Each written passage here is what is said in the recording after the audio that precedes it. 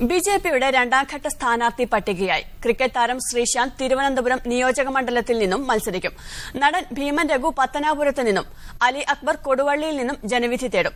കേരളത്തിന്റെ ചുമതലയുള്ള ബിജെപി നേതാവും മന്ത്രിയുമായ ജെ.പി. നദ്ദയാണ് ലിസ്റ്റ് പ്രഖ്യാപിച്ചത്.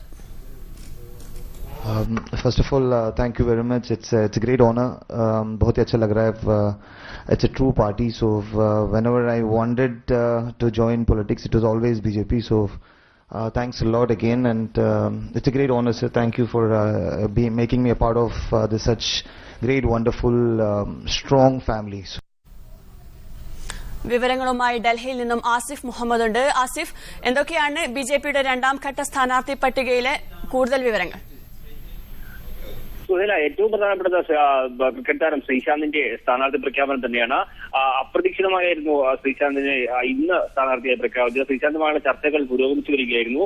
ഇന്ന് ബിജെപിയുടെ സംസ്ഥാന നേതൃത്വം നമ്മളോട് പറഞ്ഞിരുന്നത് ശ്രീശാന്തിന്റെ സ്ഥാനാർത്ഥിത്വത്തെ സംബന്ധിച്ചുള്ള ചർച്ചകൾ നടക്കുന്നുണ്ട്. തൃപ്പൂണിത്തുറ സീറ്റും അതുപോലെ തന്നെ തിരുവനന്തപുരം സീറ്റുമായിരുന്നു ഇക്കാര്യത്തിൽ ചർച്ച നടന്നുകൊണ്ടിരിക്കുന്നത്. എന്നാൽ കേന്ദ്ര നേതൃത്വം തിരുവനന്തപുരം സീറ്റ് ശ്രീശാന്ത് ആവശ്യപ്പെടുകയും കേന്ദ്ര നേതൃത്വം ആ സീറ്റ് തന്നെ നൽകാനും സംസ്ഥാന നേതൃത്വത്തോട് ആവശ്യപ്പെടുകയായിരുന്നു. അതുകൊണ്ട് തന്നെയാണ് ഇന്ന് പെട്ടെന്ന് തന്നെ ഇക്കാര്യത്തിൽ തീരുമാനം ഉണ്ടാകുകയും ചെയ്തത്. മറ്റു 51 ആളുകളുടെ സ്ഥാനാർത്ഥി പട്ടികയാണ് ഇപ്പോൾ ഏതായാലും പ്രഖ്യാപിച്ചിരിക്കുന്നത്. നേരത്തെ 22 പേരുടെ സ്ഥാനാർത്ഥി പട്ടിക നേരത്തെ തന്നെ ബിജെപി പ്രഖ്യാപിച്ചിരിക്കുന്നു. ഇനിയും വളരെ കുറഞ്ഞ സീറ്റുകളിൽ മാത്രമാണ് ബിജെപി അവരുടെ സ്ഥാനാർത്ഥികളെ പ്രഖ്യാപിക്കാനുള്ളത്. മറ്റൊന്ന് ഭീമൻ രഘു പത്തനാപുരത്തും അതുപോലെ തന്നെ കൊടുവള്ളിയിൽ അലി അക്ബറും ബിജെപിയുടെ സ്ഥാനാർത്ഥികളാകും. എന്തായാലും ഇപ്പോൾ 51 പേരുടെ പട്ടികയും കൂടി പ്രഖ്യാപിച്ചു കഴിഞ്ഞു. ഇതിൽ ഏറ്റവും പ്രധാനപ്പെട്ടത് ക്രിക്കറ്റ് താരം ശ്രീശാന്ത് തിരുവനന്തപുരം മണ്ഡലത്തിൽ നിന്ന് മത്സരിക്കുമെന്നുള്ളതാണ്. മറ്റൊന്ന് സുരേഷ് ഗോപിയുടെ സ്ഥാനാർത്ഥിയെ സംബന്ധിച്ചാണ്. സുരേഷ് ഗോപി ഇത്തവണ എന്തായാലും ബിജെപി ചിഹ്നത്തിൽ മത്സരിക്കാൻ ഇല്ല എന്ന് തന്നെയാണ് ഇപ്പോൾ അറിയാൻ കഴിയുന്നത്. എന്നാൽ പാർട്ടിയുടെ പ്രചാരകരിൽ മുഖ്യ പങ്ക് സുരേഷ് ഗോപി വഹിക്കുമെന്നാണ് ഇപ്പോൾ സംസ്ഥാന നേതൃത്വം നമ്മൾ അറിയിച്ചിരിക്കുന്നത്. പാർട്ടി ക്യാമ്പയിനിൽ സജീവമായി തന്നെ സുരേഷ് ഗോപി ഉണ്ടാകും എന്നാണ് ഇപ്പോൾ അറിയാൻ കഴിയുന്നത്. ഏതായാലും സ്ഥാനാർത്ഥി പ്രഖ്യാപനം രണ്ടാം ഘട്ടവും പൂർത്തിയായിരിക്കുന്നു.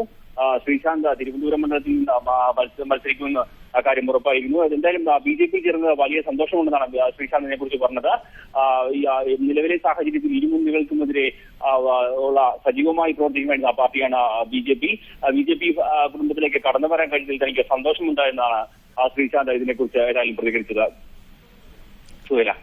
ബിജെപിയുടെ രണ്ടാംഘട്ട സ്ഥാനാർത്ഥി പട്ടികയായിരിക്കുന്നു. ക്രിക്കറ്റ് താരം ശ്രീശാന്ത് തിരുവനന്തപുരം നിയോജക മണ്ഡലത്തിൽ നിന്നും, നടൻ ഭീമൻ രഘു പത്തനാപുരത്ത് നിന്നും മത്സരിക്കും. എന്നാൽ സുരേഷ് ഗോപി മത്സരിക്കാൻ സാധ്യതയില്ലെന്ന് തന്നെയാണ് ഇപ്പോൾ അറിയാൻ കഴിയുന്നത്. വിവരങ്ങളാണ് ആസിഫ് മുഹമ്മദ്.